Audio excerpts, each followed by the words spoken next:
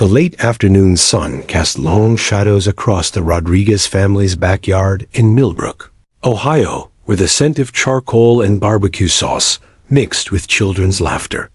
3-year-old Emma Rodriguez bounced her favorite pink rubber, all against the wooden fence, her pigtails dancing with each energetic movement. She wore her special Sunday dress, the yellow one with tiny daisies that made her feel like a princess. "Emma, sweetheart, come wash your hands for dinner." "Maria," Rodriguez called from the sliding glass door, her voice carrying the warmth that made neighbors envious of their close-knit family. She smiled, watching her daughter's infectious giggle as the ball escaped Emma's small hands and rolled toward the garden shed. "5 more minutes, Mama," Emma called back, chasing after the ball with determined steps. Her tiny sandals clicked against the concrete patio as she pursued her beloved toy into the corner of the yard where Maria's prized roses bloomed in vibrant reds and pinks. Maria chuckled and turned back toward the kitchen, where her husband Carlos was arranging paper plates on the counter. Their guests, Carlos's co-workers from the auto shop and their families, filled the living room with animated conversations about baseball scores and weekend plans. The couple had worked double shifts all month to afford this gathering, wanting to show appreciation for the friends who had become their American family since immigrating from Mexico 5 years earlier. "She's such a joy," commented Mrs. Patterson, their elderly neighbor who had become Emma's unofficial grandmother. "That little one lights up the whole neighborhood." She peered through the kitchen window, watching Emma's determined pursuit of the bouncing ball. 5 minutes stretched into 10 as Maria busied herself arranging the corn on the cob and checking the beans simmering on the stove. The familiar sounds of childhood play, Emma's occasional squeal of delight, the rhythmic bounce of the ball against wood and concrete provided a comforting backdrop to the adult conversations flowing through the house. Carlos stepped onto the back deck, spatula in hand, calling toward the garden. "Emma, time to eat, Mia. Come help Papa carry the plates." His voice carried the gentle authority of a father who adored his daughter but maintained loving boundaries. Silence. The bouncing had stopped. The cheerful chatter that normally accompanied Emma's playtime was noticeably absent. Carlos frowned, scanning the backyard where shadows had grown longer as the sun began its descent toward the horizon. "Emma?" he called again, louder this time. "Where are you hiding, little princess?" Maria appeared beside her husband, drying her hands on a dish towel. "Maybe she's behind the shed playing hide and seek," she suggested, but her voice carried a note of uncertainty that made Carlos's stomach tighten. They walked together across the yard, calling Emma's name with increasing urgency. Behind the shed, they found only garden tools and the pink ball, sitting motionless in the grass as if abandoned mid-game. The wooden gate leading to the alley remained securely latched, showing no signs of disturbance. "Emma Rodriguez?" Maria's voice rose to a shout that silenced the conversations inside the house. "This isn't funny anymore. Come out right now." The guests began filtering outside. Sensing the shift in the evening's mood, Mrs. Patterson clutched her chest, her weathered face creased with worry. "She was just here," she whispered. "I saw her not 10 minutes ago, chasing that ball." Carlos sprinted to the front yard, his work boots pounding against the concrete driveway. He checked their minivan, looked under the porch, and peered into every possible hiding spot a 3-year-old might choose. His co-workers spread out across the neighborhood, calling Emma's name while checking behind cars, in garages, and around corners where a small child might wander. "Maybe she went to visit the Johnsons' new puppy," suggested Rosa, Carlos's sister-in-law, trying to inject hope into her voice. But even as she spoke, she was already dialing the Johnson family, her hands trembling as she pressed the numbers. Maria stood in the center of the backyard, turning in slow circles as if Emma might materialize from thin air. Her mind raced through possibilities, each more terrifying than the last. Emma never left the yard without permission. She was afraid of strangers and wouldn't go anywhere with someone she didn't know. Yet the evidence was undeniable. Their daughter had vanished without a trace. 20 minutes after Emma's disappearance was discovered, Carlos made the call that would change their lives forever. 911? My daughter is missing. She's 3 years old, and she's just ... gone. The first police car arrived within minutes, followed quickly by Detective Sarah Chun, a 10-year veteran of the Millbrook Police Department who specialized in missing persons cases. She emerged from her unmarked sedan alongside Rex, a magnificent German shepherd whose intelligent brown eyes seemed to assess every detail of the scene. Tell me exactly what happened, Detective Chun said, her voice calm but urgent as she pulled out a notebook. Her professional demeanor provided a small anchor of stability for the Rodriguez family as their world spun out of control. As Maria recounted the evening's events through tears, Rex circled the backyard with his nose to the ground, following invisible trails that only he could detect. The massive dog worked methodically, his training evident in every careful step and concentrated sniff. Neighbors emerged from their homes, drawn by the flashing police lights and the growing crowd in the Rodriguez yard. Within an hour, an impromptu search party had formed, with volunteers checking every garage, basement, and hiding spot within a 6-block radius. But as the sun disappeared behind the horizon and streetlights flickered on across Millbrook, one terrifying truth became clear. 3-year-old Emma Rodriguez had vanished into thin air, leaving behind only a pink bouncy ball and a family's worst nightmare come true. The clock on the kitchen wall ticked toward midnight as the search continued, each passing moment carrying them further from the innocent afternoon when their biggest worry was whether they had bought enough hamburger buns for their guests. 72 hours. That's how long Emma Rodriguez had been missing when Detective Sarah Chun felt the familiar knot of desperation tightening in her stomach.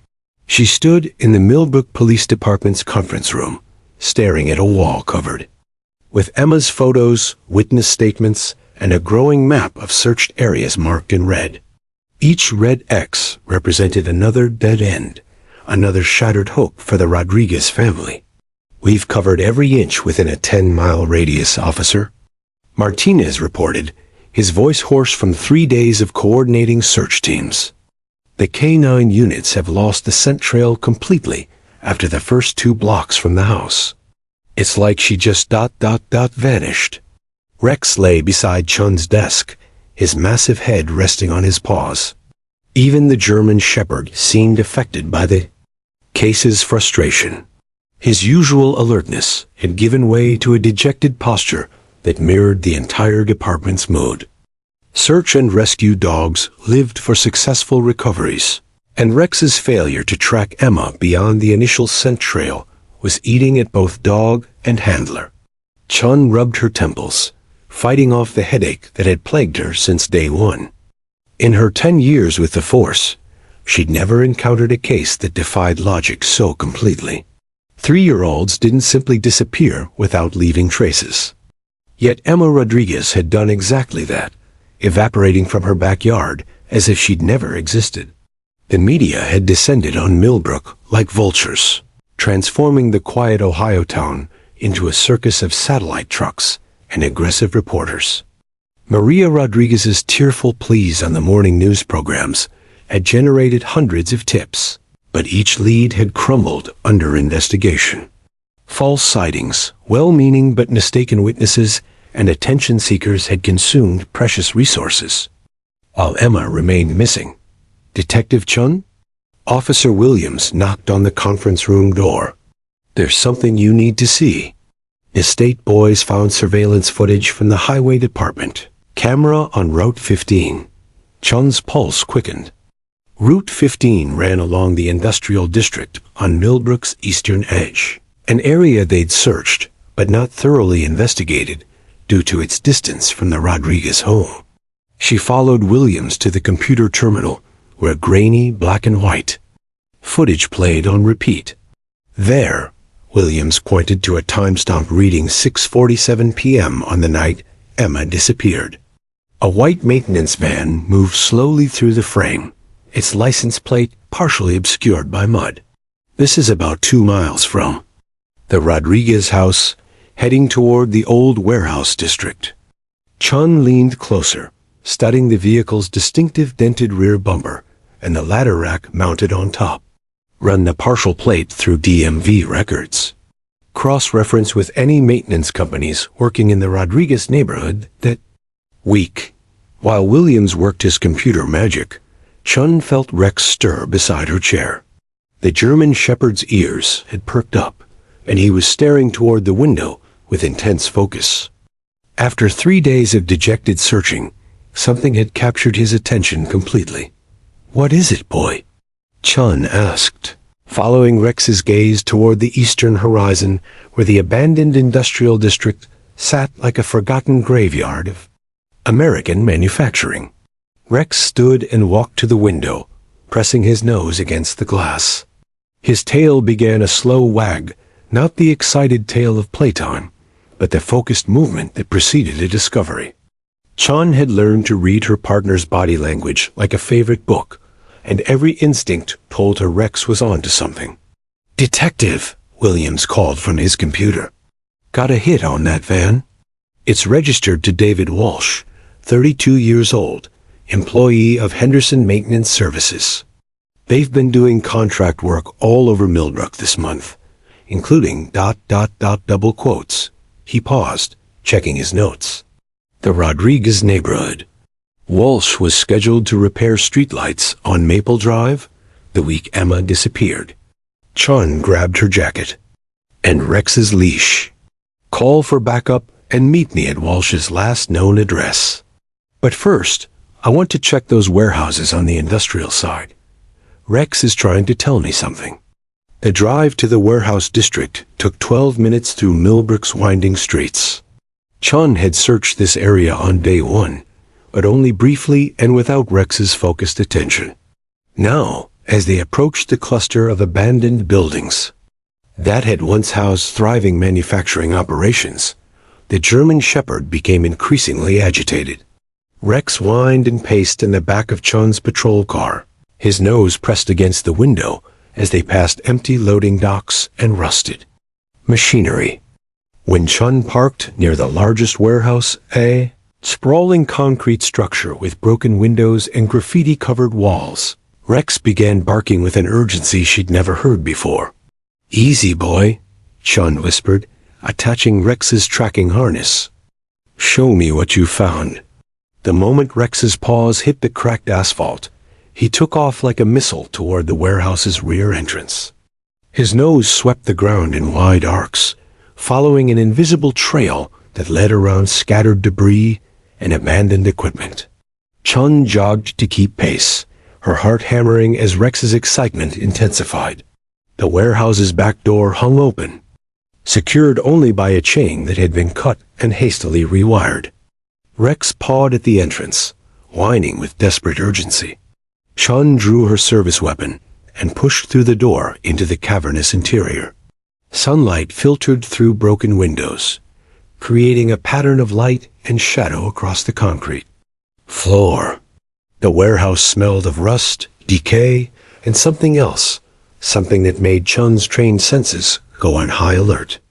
Rex bounded deeper into the building, following his nose toward a corner where someone had constructed a makeshift shelter from cardboard boxes and old blankets. "Emma?" Chun called softly, not wanting to frighten a traumatized child. "Emma Rodriguez?" A small whimper emerged from the cardboard fortress. Chun's hands shook as she carefully moved aside a piece of cardboard, revealing a sight that would haunt her dreams for years to come.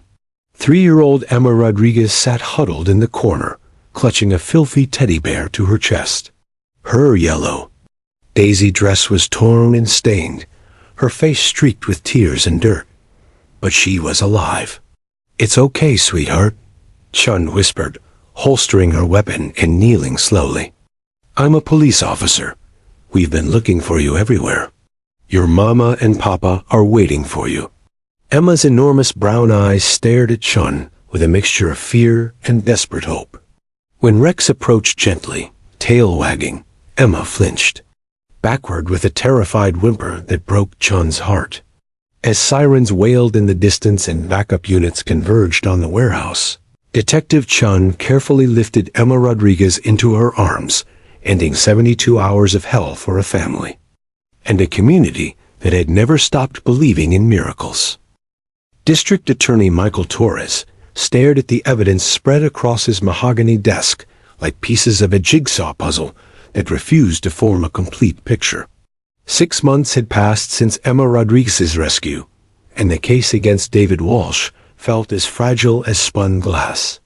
Torres had built his reputation on airtight prosecutions, but this case threatened to become the nightmare that ended careers.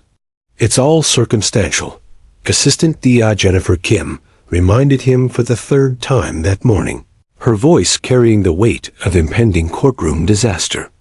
Walsh's van near the scene, his access to the warehouse through his maintenance job, suspicious internet searches about child psychology. Any decent defense attorney will tear this apart piece by piece. Torres picked up the crime scene photos. From the warehouse, studying the makeshift shelter where Emma had been found. 3 cardboard boxes arranged in a triangle, old blankets that smelled of motor, oil, and fear, empty food containers that suggested someone had been caring for a child. The evidence pointed to David Walsh, but it whispered rather than shouted his guilt. "What about the fiber evidence?" Torres asked, grasping for anything that might strengthen their case. "Inconclusive," Kim replied, consulting her notes. "The lab found cotton fibers on Emma's dress that could have come from Walsh's work coveralls, but they could have come from a dozen other sources. The defense will argue contamination, coincidence, anything to create reasonable doubt." The prosecution's star witness sat 3 miles away in Dr. Jennifer Park's child psychology office, playing with dolls and struggling to piece together 3 days of trauma that her young mind had fragmented into nightmarish puzzle pieces. Emma Rodriguez had been through 6 months of gentle therapy, but her memories remained as scattered as autumn leaves in a windstorm. Dr. Park had warned Torres repeatedly that putting a 3-year-old on the witness stand was psychological Russian roulette. Children Emma's age process trauma differently than adults, often mixing reality with imagination, fears with facts. Yet without Emma's testimony, Walsh would walk free, and a potential predator would return to the streets of Millbrook. "She draws the same picture every session, Doctor," Park had explained during their last meeting, showing Torres Emma's artwork spread across her office floor. "A big, dark shape with teeth. She calls it the scary doggy and says it watched her in the dark place." Torres studied the crayon drawings, trying to extract meaning from a child's interpretation of terror. The scary doggy appeared in dozens of variations, sometimes black, sometimes brown, always with prominent teeth and frightening eyes. Emma had told Dr. Park that the scary doggy came to the dark place and made loud noises. Could she be referring to Walsh? Torres had asked.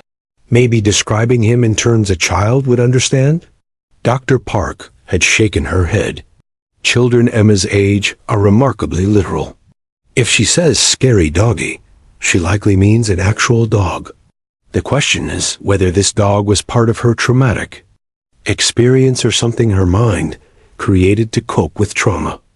Meanwhile, defense attorney Rebecca Mills was building a counter-narrative that painted David Walsh as a tragic figure caught in circumstances beyond his control. Mills had uncovered Walsh's devastating personal history. His own 8-year-old daughter, Casey, had been kidnapped and murdered 3 years earlier in Pennsylvania. Walsh had moved to Ohio to escape the memories, taking a maintenance job that kept him busy and distracted from his grief.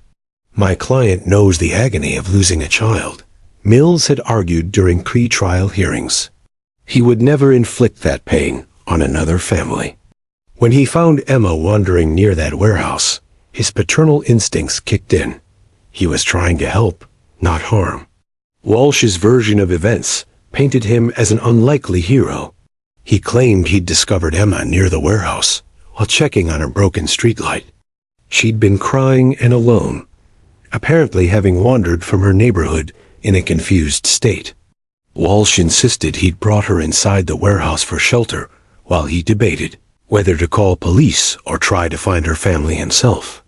"Know how it looks," Walsh had told Mills during their first meeting, his voice breaking with emotion. A maintenance worker with a traumatized child in an abandoned building. "But I swear on my daughter's grave, I was trying to protect her. I was going to call the police in the morning, but they found us first." The timeline supported Walsh's story to some extent. Emma had been missing for 3 days, but the evidence suggested she'd only been in the warehouse for the final day. Where had she been for the first 48 hours? Walsh claimed ignorance, but Mills suspected the real perpetrator had abandoned Emma near the warehouse, knowing someone would eventually find her. Torres faced the prosecutor's eternal dilemma: proceed with a weak case and risk letting a guilty man walk free due to reasonable doubt, or dismiss charges and potentially allow a child predator to escape justice entirely. The community demanded answers. The Rodriguez family deserved closure, and Emma needed to see that the justice system would protect children like her. "What about the internet searches?" Torres asked Kim, reviewing Walsh's computer history once more. "Double-edged sword," Kim admitted. Yes, Walsh searched for information about childhood trauma and memory, but his defense will argue he was researching his own daughter's case. The searches began right after Casey's murder, not before Emma's disappearance. Emma's therapy sessions had revealed disturbing details that only someone present during her captivity could know. She drew pictures of the warehouse's interior layout with startling accuracy for a 3-year-old. She knew about the broken window in the northwest corner, the stack of old tires near the loading dock, the graffiti on the eastern wall that wasn't visible from the entrance. Yet Emma's most consistent memory, the scary doggy that haunted her dreams, remained an enigma.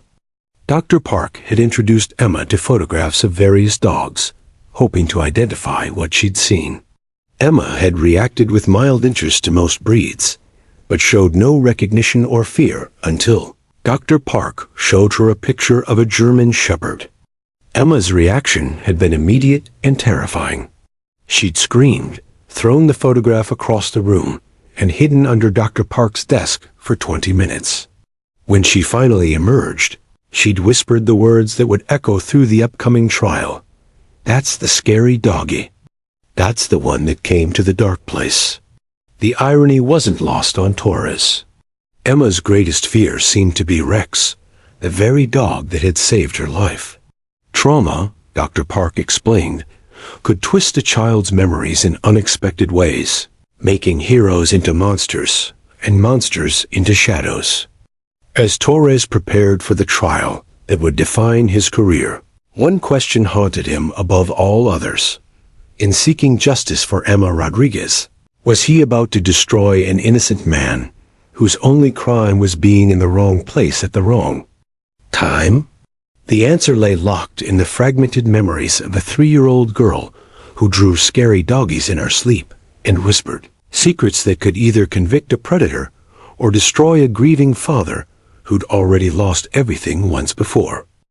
Judge Patricia Williams' courtroom buzzed with electric tension as the most high-profile case in Millbrook's history prepared to begin. The gallery overflowed with spectators who'd arrived before dawn, desperate for seats in what media had dubbed the trial of the century. News vans lined the courthouse parking lot like a military convoy, their satellite dishes reaching toward gray November skies that seemed to mirror the community's somber mood. Maria Rodriguez sat in the front row, her trembling hands clutching a rosary that had belonged to her grandmother. Beside her, Carlos wore his only suit, the one they'd purchased for their wedding 7 years earlier, and his weathered mechanic's hands gripped his wife's shoulder with protective intensity. Emma sat between them, tiny legs swinging from the wooden bench, innocently unaware that her 3-year-old testimony would determine whether a man spent the rest of his life in prison. Behind the prosecution table, District Attorney Michael Torres arranged his evidence files with surgical precision. 6 months of investigation had led to this moment, and despite his outward confidence, Torres felt the familiar pre-trial butterflies that accompanied cases built on circumstantial evidence. His reputation, his career, and most importantly, justice for Emma Rodriguez, all hinged on convincing 12 jurors that David Walsh was a monster disguised as a maintenance worker. Defense attorney Rebecca Mills exuded a calm confidence that made Torres's stomach clench. She'd spent the morning studying jury selection notes, identifying which members might sympathize with her client's tragic personal history. Mills had built her defense strategy around a simple premise. David Walsh was not a predator, but a grieving father whose own loss had driven him to help another family's child in distress. Walsh himself sat at the defense table, his maintenance worker's hands folded in his lap, dark circles under his eyes revealing 6 months of sleepless nights. He'd lost 30 pounds since his arrest, and his once sturdy frame now appeared hollow, broken. Every few minutes, his gaze drifted toward the Rodriguez family, his expression carrying a mixture of guilt, sadness, and something that might have been genuine remorse. "All rise for the Honorable Judge Patricia Williams," the bailiff announced, his voice cutting through the courtroom's nervous chatter. Judge Williams, a 20-year veteran of the bench, known for her fairness and iron discipline, surveyed the packed courtroom with sharp eyes. She'd presided over murder trials, drug cases, and domestic violence proceedings, but nothing had prepared her for the unique challenges of a case involving such a young witness. "Ladies and gentlemen of the jury," Torres began his opening statement, his voice carrying the practiced authority of a prosecutor who'd sent dozens of criminals to prison. 6 months ago, 3-year-old Emma Rodriguez was playing in her family's backyard when she vanished without a trace. For 3 terrifying days, this community searched desperately for an innocent child who'd been stolen from the safety of her own home. Torres gestured toward a large photograph of Emma's smiling face, a picture taken at her 3rd birthday party just weeks before her disappearance. Several jurors visibly softened at the image of the gap-toothed toddler wearing a princess tiara and clutching a stuffed elephant. The evidence will show that David Walsh, using his access as a maintenance worker, targeted the Rodriguez family. He studied their routines, learned their habits, and when the opportunity presented itself, he took Emma from her backyard and held her captive in an abandoned warehouse for 3 days.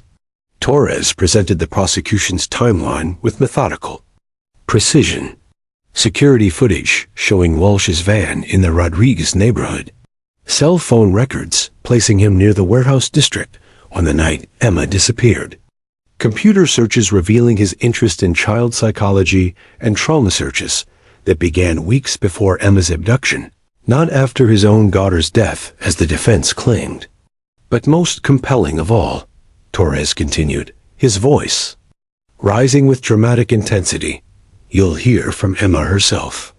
Despite her young age, this brave little girl will tell you about the dark place where she was held, about the man who took her from her family, and about the terror she endured for 3 days. Mills rose for her opening statement with the fluid grace of an attorney who'd spent 20 years defending the accused. Her strategy was risky, but potentially devastating to the prosecution's case. She would not deny Walsh's presence at the warehouse, but would reframe his actions as heroic rather than criminal. "Ladies and gentlemen, David Walsh is not the monster. The prosecution wants you to believe," Mills began, her voice warm with conviction. "He is a father who knows the unspeakable agony of losing a child.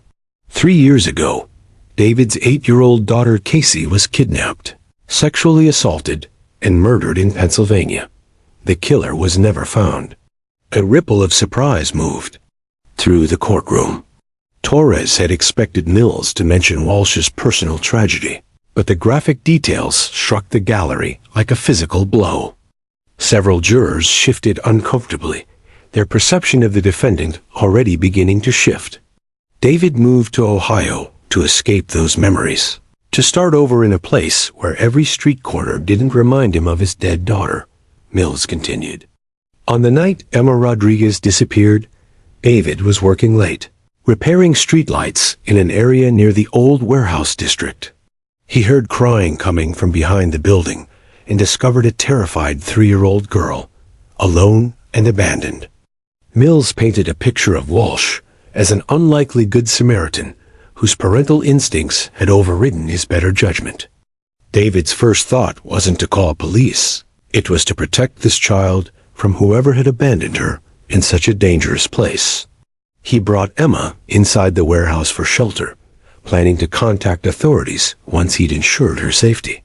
The defense attorney's voice trembled with apparent emotion as she delivered her closing argument. The prosecution asks you to believe that a man who'd lost his own daughter to a predator would become the very monster he despised. I ask you to consider a simpler truth. David Walsh found Emma Rodriguez after someone else had taken her, and his only crime was caring too much to leave a frightened child alone in the darkness. Judge Williams called for a brief recess, but the tension in the courtroom remained thick as fog. As spectators filed out for coffee and speculation, one question hung in the air like an unspoken prayer. Was David Walsh a predator who'd stolen Emma's innocence, or a grieving father whose attempt to help had been twisted into something sinister? The answer would emerge over the coming days, through evidence and testimony, expert witnesses, and emotional appeals. But in that moment, as Emma Rodriguez colored quietly in a children's activity book, while her parents whispered prayers in Spanish, everyone in Judge Williams' courtroom understood that justice itself was on trial, and the verdict would define not just David Walsh's fate, but the very meaning of truth in a world where heroes and monsters could wear identical faces. Day 3 of the trial dawned gray and cold, matching the somber mood that had settled over Millbrook like a shroud. Dr. Jennifer Park adjusted her wire-rimmed glasses as she approached the witness stand, carrying a manila folder filled with Emma Rodriguez's artwork and therapy session notes. The child psychologist's testimony would be crucial. Her professional interpretation of Emma's fragmented memories could either convict David Walsh or create the reasonable doubt that would set him free. Dr. Park, District Attorney Torres began, his voice respectful but urgent. Please tell the court about your qualifications and experience with traumatized children. Dr. Park's credentials were impressive. Harvard Ph.D. in child psychology, 15 years specializing in trauma therapy, author of 3 textbooks on childhood memory formation. But as she recited her background, her eyes kept drifting toward Emma Rodriguez, who sat in the gallery drawing pictures with crayons her mother had brought to keep her occupied. I've been working with Emma Rodriguez for 6 months, Dr. Park explained, opening her folder to reveal dozens of crayon drawings. Children Emma's age process trauma differently than adults. Their memories fragment into pieces that often manifest as drawings, play scenarios, or repetitive behaviors. Torres approached the witness stand carrying a large easel, which he positioned to face the jury.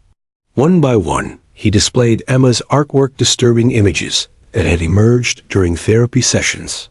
The scary doggy appeared in every drawing, always depicted with prominent teeth and frightening eyes. This drawing was created during our second session, Dr. Park explained, pointing to a particularly vivid image. Emma drew herself as a small figure in the corner, with the scary doggy looming over her. She told me the doggy watched her in the dark place and made loud, scary noises.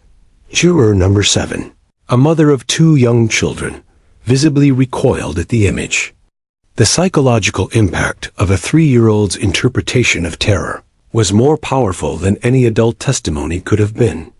Dr. Park, Torres continued, in your professional opinion, what do these drawings represent? Emma's mind is trying to process a traumatic experience by converting it into symbols she can understand, Dr. Park replied carefully. The scary doggy represents whoever or whatever frightened her during her captivity. However, children this age often use metaphorical language. The doggy might not be literal. It could represent any frightening presence. Defense attorney Rebecca Mills had been taking notes furiously, preparing for cross-examination that would challenge every aspect of Dr. Park's interpretation. When her turn came, Mills approached the witness stand with the confidence of an attorney who'd found a crucial weakness in the prosecution's case. Dr. Park, you mentioned that children Emma's age use metaphorical language. Isn't it possible that this scary doggy represents something entirely different from what the prosecution suggests? Dr. Park hesitated, recognizing the trap Mills was setting. It's possible, yes. Children often project their fears onto symbols that may have nothing to do with their actual traumatic experience. Mills pressed her advantage. Could the scary doggy represent, for example, the German Shepherd police dog that found Emma in the warehouse? A large, imposing animal that appeared during an already terrifying experience? The courtroom buzzed with whispered conversations. As the implications of Mills' question sank in, Dr. Park's expression grew troubled as she considered the possibility she'd spent months overlooking. That's theoretically possible, Dr. Park admitted reluctantly. If Emma associated her rescue with continued trauma, she might have transferred her fear to the rescue dog rather than her actual captor. Torres felt his case slipping away like sand through his fingers. He'd built his prosecution around Emma's drawings and testimony, but Mills had just introduced doubt about their fundamental meaning. The scary doggy that Torres had assumed represented Walsh might actually represent Rex, the hero dog who'd saved Emma's life. When Detective Sarah Chun took the stand that afternoon, the courtroom's energy shifted dramatically. Chun commanded respect through sheer presence. Her confident bearing and professional demeanor reminded everyone that she was the officer who'd never given up searching for Emma. Detective Chun, Torres began, determined to regain momentum. Please describe the moment you discovered Emma Rodriguez. Chun's testimony was methodical and powerful. She described Rex's behavior during the search, the dog's increasing agitation as they approached the warehouse, and the careful process of securing the scene while ensuring Emma's safety. Rex is trained in search and rescue operations, Chun explained. His nose led us directly to Emma's location. Without Rex's abilities, we might never have found her in time. Torres introduced photographs of the warehouse crime scene. The cardboard shelter, the food containers, the evidence that someone had been caring for Emma during her captivity. But as Chun described Rex's heroic tracking work, several jurors began looking troubled, clearly thinking about Mills' suggestion that Emma's scary doggy might refer to Rex himself. Mills' cross-examination of Detective Chun was surgical in its precision. Detective, please describe Rex's physical appearance and behavior when he found Emma. Rex is a large German Shepherd, approximately 90 pounds. He's trained to be gentle around victims, but his size can be intimidating. How did Rex behave when he found Emma? Chun paused, remembering details she tried to forget. Rex was excited by the successful search. He barked several times and paced around the shelter area. Emma seemed frightened by his presence. Frightened enough that she whimpered and tried to hide when Rex approached. Yes, Chun admitted reluctantly. Mills continued her methodical destruction of the prosecution's narrative. Detective Chun, is it possible that a traumatized 3-year-old might associate a large, barking German Shepherd with her terrifying experience, even if that dog was actually rescuing her? Chun's silence spoke volumes. After 6 months of assuming Emma's scary doggy drawings referred to her captor, the possibility that they referred to Rex, the hero of the story, cast everything in a different light. As Mills returned to her seat, Torres realized his case had suffered potentially fatal damage. The expert testimony meant to establish Emma's memories as reliable evidence had instead revealed how unreliable childhood trauma memories could be. Emma's scary doggy might be the monster who took her, or it might be the hero who saved her. The distinction would determine whether David Walsh spent his life in prison or walked free, carrying the scars of false accusation to match the wounds left by his daughter's murder. As court adjourned for the day, one question haunted everyone present. In the fragmented memories of a traumatized 3-year-old, how could anyone distinguish between monsters and heroes when they might be impossibly, tragically intertwined? Emma continued coloring in the gallery, unaware that her crayon drawings had just torn apart the case against the man accused of stealing her childhood, leaving everyone to wonder if justice was even possible when the only witness was a little girl who drew scary doggies in her dreams. Judge Patricia Williams had presided over thousands of cases during her 20-year career, but nothing had prepared her for the legal and ethical minefield that was the David Walsh trial. At 2:47 a.m. on the 4th day of proceedings, she sat, alone in her chambers, surrounded by law books and case precedents, wrestling with a decision that could destroy a child's psychological well-being or allow a potential predator to escape justice. The motion lay open on her desk. Defense attorney Rebecca Mills' formal request to allow 3-year-old Emma Rodriguez to testify in person. District Attorney Torres had filed an equally passionate response opposing the motion, citing numerous psychological studies about the trauma of courtroom testimony for young children. Between these legal documents sat Dr. Jennifer Park's written evaluation, her professional handwriting conveying deep concern about forcing Emma into such a hostile environment. Williams removed her reading glasses and rubbed her tired eyes. Outside her office window, Millbrook slept peacefully, unaware that their judge was about to make a decision that would echo through legal textbooks for decades. Child witnesses under 5 were extraordinarily rare in criminal proceedings, and, for good reason, their testimony was notoriously unreliable, their young minds unable to distinguish between reality and imagination under the stress of cross-examination.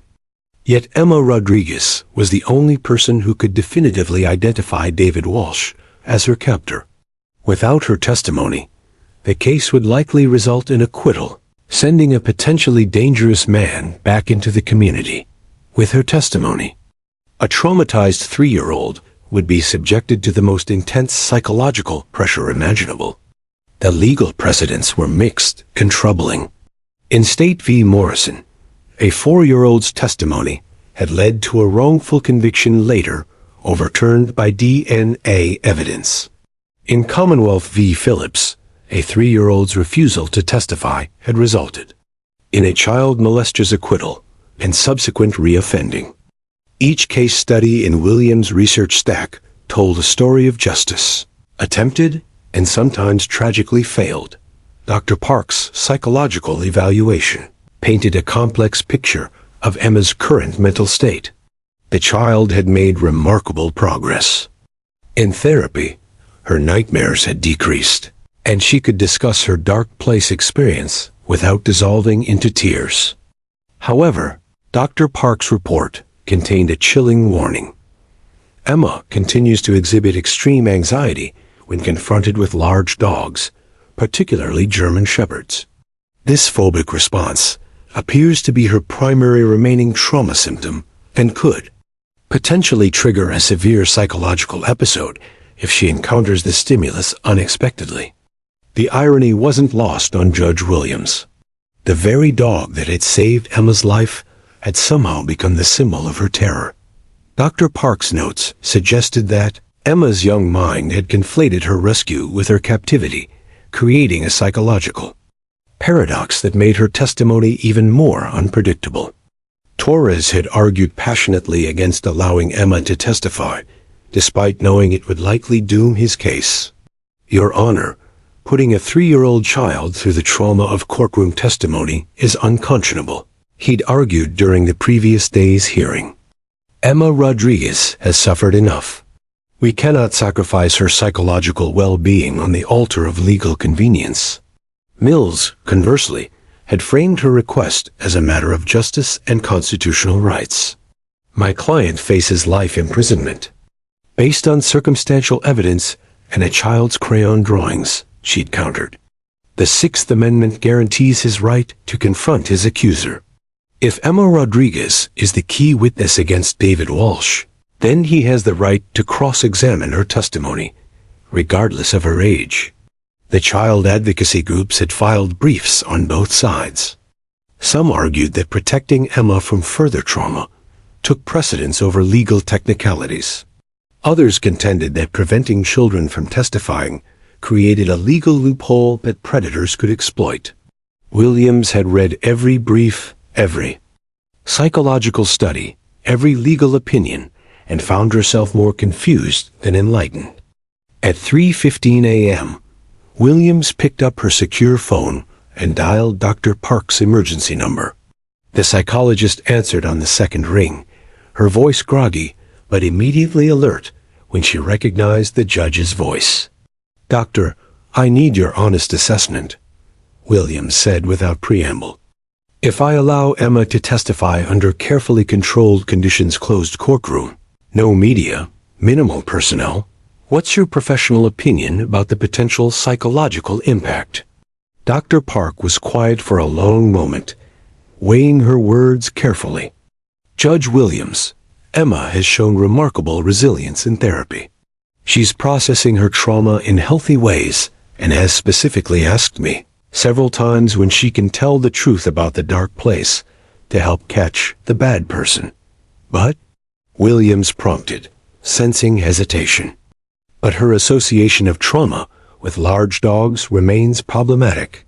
If Detective Chun's German Shepherd is present during testimony, Emma could experience a severe panic response that might require immediate psychological intervention."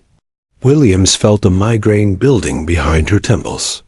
"What if we ensure the dog isn't present during her testimony?"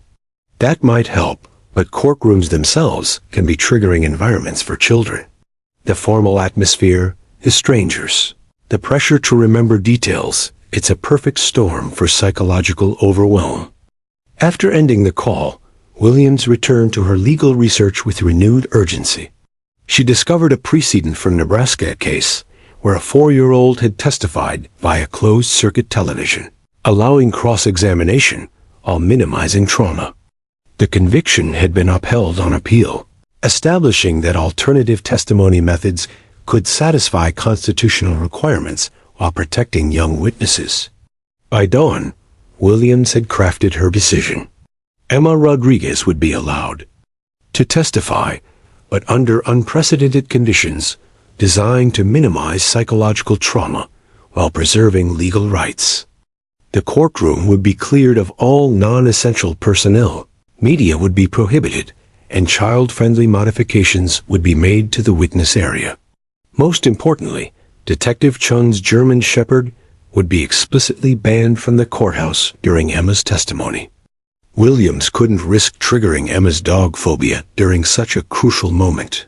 As she prepared her written ruling, Williams reflected on the impossible burden society placed on its judges. They were expected to balance competing interests: justice versus mercy, legal rights versus psychological welfare, constitutional principles versus human compassion. Today's decision would be scrutinized by appellate courts, analyzed by legal scholars, and potentially copied by judges facing similar dilemmas. But most importantly, today's decision would determine whether a 3-year-old girl named Emma Rodriguez would help convict the man who'd stolen her childhood, or whether that man would walk free due to the very youth that made her both vulnerable and unreliable as a witness. Williams signed her ruling at 6:30 a.m. and called both attorneys to inform them of her decision. Emma Rodriguez would testify in 2 days, under conditions never before attempted in Ohio legal history. The impossible decision had been made. Now everyone would discover whether justice and compassion could coexist in the same courtroom, or whether protecting a child meant sacrificing the truth that might convict her captor. The courthouse had been transformed into something resembling a children's library rather than a temple of justice. Judge Patricia Williams surveyed the modifications with satisfaction, and deep anxiety colorful foam mats covered the hardwood. Floors, child-sized furniture replaced the imposing witness stand, and soft lighting had replaced the harsh fluorescent bulbs that typically illuminated legal proceedings. Only 8 people remained in the courtroom: the judge, both attorneys, the court reporter, the bailiff, Emma Rodriguez and her parents, and David Walsh, who sat with his hands folded, watching the preparations with hollow eyes. Emma entered the courtroom clinging to her mother's hand, wearing her favorite purple dress with sparkly butterflies. Maria had specifically chosen it to help her daughter feel brave. The 3-year-old's dark eyes swept the modified courtroom with curiosity, rather than fear, taking in the soft colors and child-friendly atmosphere that Judge Williams had carefully orchestrated. "Hello, Emma," Judge Williams said gently, removing her black robes to appear less intimidating in a simple navy blazer. "Do you remember me? I'm Judge Williams. We met last week when you visited with Dr. Park." Emma nodded solemnly, her small voice barely audible. "You have the big chair and the hammer." Despite the tension, several people in the courtroom smiled at Emma's interpretation of judicial authority. Judge Williams had indeed shown Emma her gavel during their preliminary meeting, explaining that it helped keep everyone quiet so they could listen carefully. District Attorney Torres approached slowly, crouching to Emma's eye level. "Emma, sweetheart, we're going to ask you some questions about the dark place where you stayed for a few days. Dr. Park told you about this, remember? You said you wanted to help catch the bad person." Emma's expression grew serious, and she reached for the stuffed elephant she'd brought for comfort. "I remember the dark place. It was scary and cold. Can you tell us about the person who brought you to the dark place?" Torres asked, his voice gentle but urgent. He gestured toward David Walsh, who sat approximately 15 feet away. "Do you see that person in this room?" Emma's gaze followed Torres' gesture toward Walsh. She studied his face with the intense concentration that only children possess, her young mind processing features and trying to match them with fragmented memories from 6 months earlier. Walsh met her stare with an expression of profound sadness, his own eyes filling with tears as he saw the child he'd allegedly terrorized. "I don't know," Emma said finally, her voice uncertain. "It was dark. I was scared." Defense attorney Rebecca Mills felt a surge of hope. If Emma couldn't identify Walsh, the prosecution's case would collapse entirely. But she knew better than to celebrate prematurely. Children's testimony could shift dramatically without warning. Torres tried a different approach. "Emma, do you remember drawing pictures of the scary doggy with Dr. Park? Can you tell us about the scary doggy?" Emma's entire demeanor changed at the mention of her recurring nightmare. Her small body tensed, and she clutched her stuffed elephant more tightly. The scary doggy was big and had mean teeth. "It watched me in the dark place. Is the scary doggy a person or an actual dog?" Torres asked, trying to clarify the metaphor that had consumed months of legal argument. "It's a big doggy," Emma replied with the literal clarity that only children possess. "Brown and black with pointy ears. It made loud noises and scared me." Judge Williams felt her carefully constructed plan beginning to unravel. Emma's description clearly referred to a German Shepherd, but Williams had specifically banned Detective Chun's dog from the courthouse to prevent traumatic reactions. Without Rex present, how could Emma's identification be complete? That's when Detective Chen made a decision that would haunt her for years. She'd been watching from the hallway, having arrived early to testify about evidence collection. When she heard Emma's testimony through the courtroom's open doors, her instincts as both a police officer and a human being overrode Judge Williams' explicit orders. Chun quietly entered the courtroom with Rex at her side, believing that Emma needed to confront her fears to heal completely. She'd seen trauma victims struggle with unresolved terrors, and her protective instincts toward Emma outweighed her respect for judicial authority. The moment Rex's massive form appeared in the doorway, the carefully controlled atmosphere exploded into chaos. Emma's reaction was immediate and devastating. She screamed with a terror that seemed to come from her very soul, a sound that would echo in the nightmares of everyone present. But then something extraordinary happened. Instead of cowering or hiding, Emma stood up from her child-sized chair with a strength that belied her 3 years. Her small arm extended, pointing directly at Rex with unwavering certainty, and her clear voice cut through the courtroom's stunned silence like a knife through silk. "Bad man." The words hit the courtroom like a physical blow. Judge Williams' face went white as the implications crashed over her. District Attorney Torres felt his world tilting off its axis. Defense Attorney Mills gripped her table for support. Maria Rodriguez gasped and covered her mouth with both hands, while Carlos stood frozen in shock. David Walsh's reaction was the most profound of all. The man who'd spent 6 months in jail, who'd endured the community's hatred and legal systems. Suspicion suddenly began sobbing with relief so profound it shook his entire frame. Emma wasn't pointing at him, she was pointing at the dog that had saved her life. Dr. Park, who'd been observing from the gallery, immediately moved toward Emma, recognizing the signs of a traumatic episode. But Emma remained standing, her small fingers still pointing at Rex, her voice gaining strength rather than losing it. "That's the scary doggy," she said with devastating clarity. "That's the one from the dark place." The courtroom erupted in confused voices as lawyers, court officials, and family members tried to process what they'd just witnessed. Emma had just identified her rescuer as her captor, turning 6 months of investigation and legal theory upside down with 2 words spoken in perfect innocence. Judge Williams pounded her gavel frantically, trying to restore order to a proceeding that had just shattered every assumption about the case. Emma Rodriguez, a 3-year-old witness who was supposed to convict David Walsh, had instead pointed to the hero German shepherd who'd saved her life and declared him the bad man. In that moment, everyone realized they'd been wrong about everything. The scary doggy in Emma's drawings wasn't a metaphor for her captor.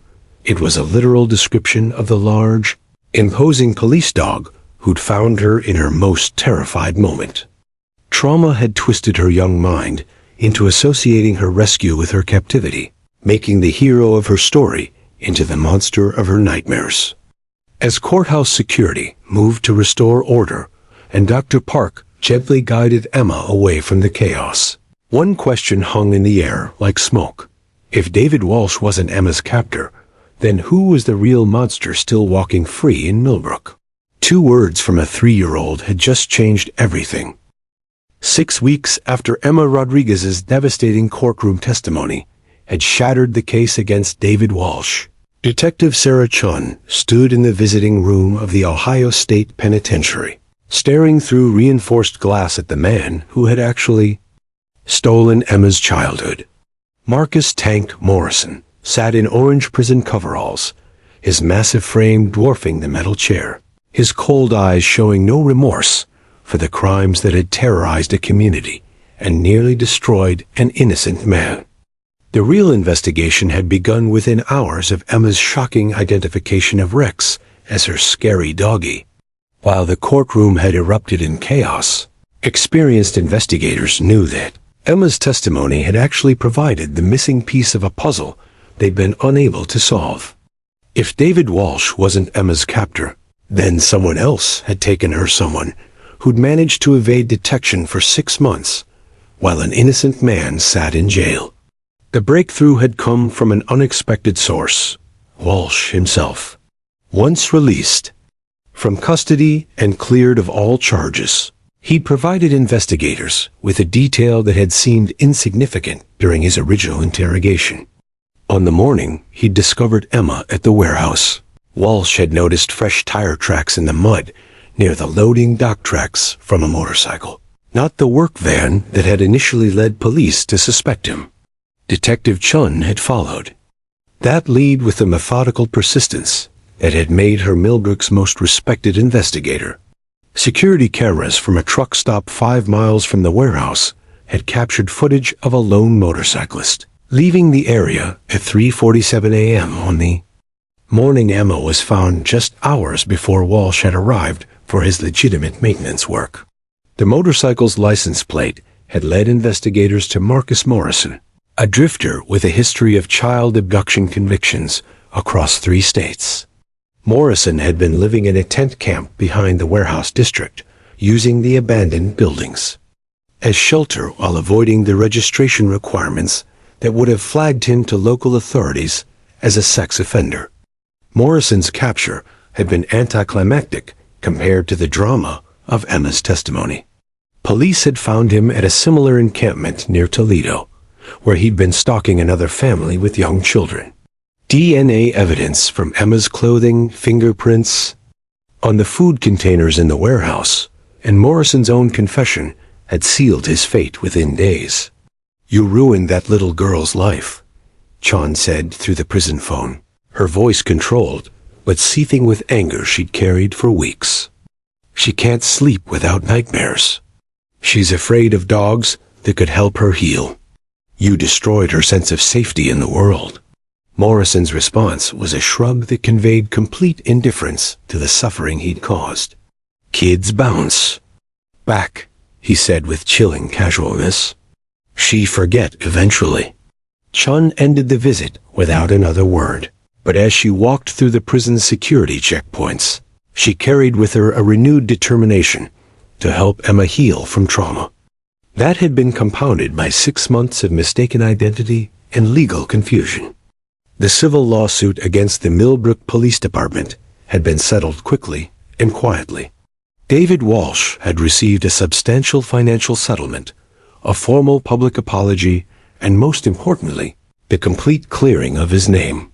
But money couldn't restore the 6 months of his life spent in jail, the community's suspicion, or the emotional trauma of being accused of the very crime that had destroyed his own family years earlier.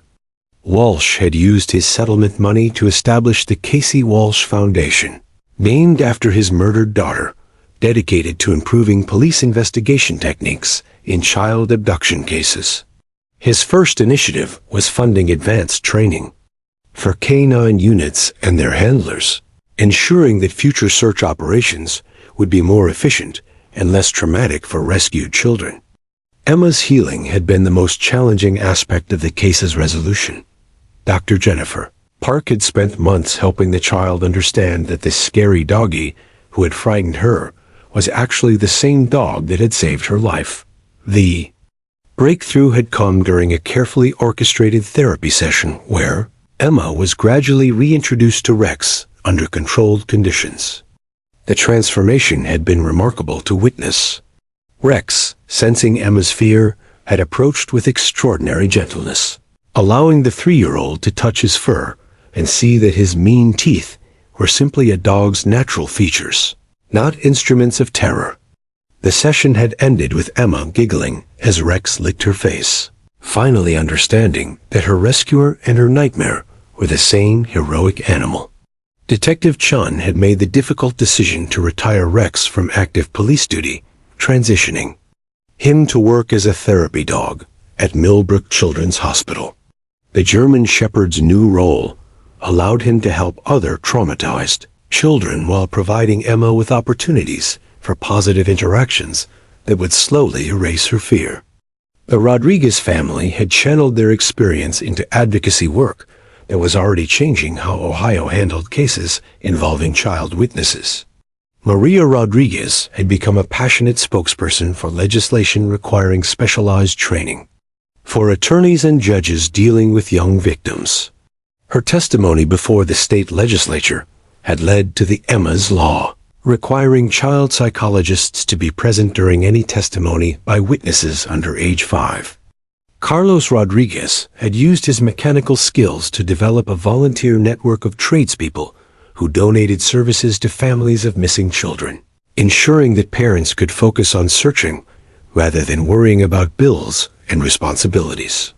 The Millbrook model had been adopted by communities across the Midwest. Emma herself, now 4 years old and in preschool, had become a remarkably resilient child whose experience had taught her the difference between real danger and imagined fears. She still drew pictures during Dr. Park's monthly checkups, but now her artwork featured smiling dogs, alongside happy families and rainbows. It stretched across pages filled with hope rather than terror. The case had become a landmark study in criminal justice programs across the country, teaching future investigators about the complexities of child testimony and the dangers of circumstantial evidence. Judge Patricia Williams had written extensively about the legal and ethical challenges, her articles becoming required reading for family court judges nationwide. On a sunny afternoon exactly 1 year after Emma's disappearance, the Rodriguez family held another backyard barbecue. This time, the gathering was intentional, a celebration of survival, healing, and the community that had never stopped searching for their daughter. David Walsh attended as an honored guest, his presence a testament to forgiveness and the possibility of justice even after terrible mistakes. Emma played in the same backyard where she'd vanished, her laughter ringing clear and joyful as she chased a new pink bouncy ball across the grass. Rex lay in the shade nearby, no longer a scary doggy, but a gentle protector whose presence brought comfort rather than fear.